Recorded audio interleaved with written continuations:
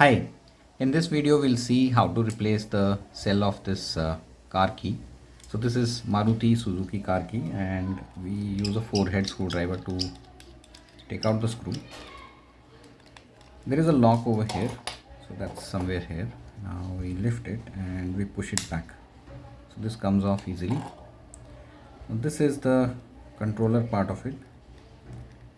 So we remove it and it also houses the cell. So that's the 3-volt button cell that is used. Now to open it, there is a space over here, so I just push this and there it is. Now there are two variants, 1616 and 1620. So I have got a replacement cell with a very good review costing some 150 rupees.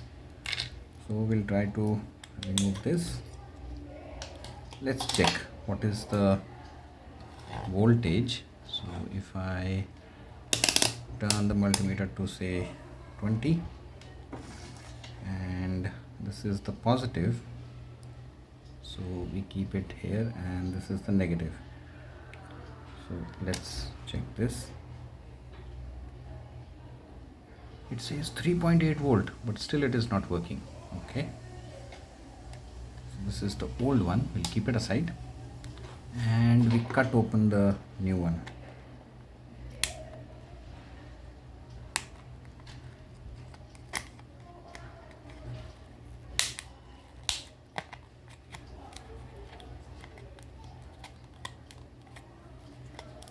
So this comes out.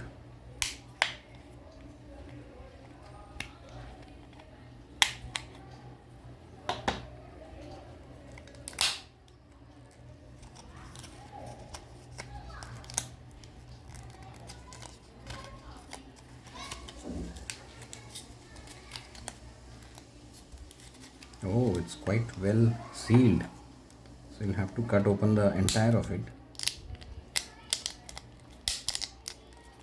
This is what exactly was there in the review, that this cell is very nicely packed and it does not come in contact, so its shelf life is far better. So there it is.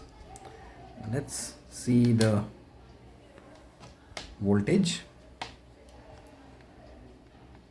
So this is 3.27, so better than the earlier one. So we keep this aside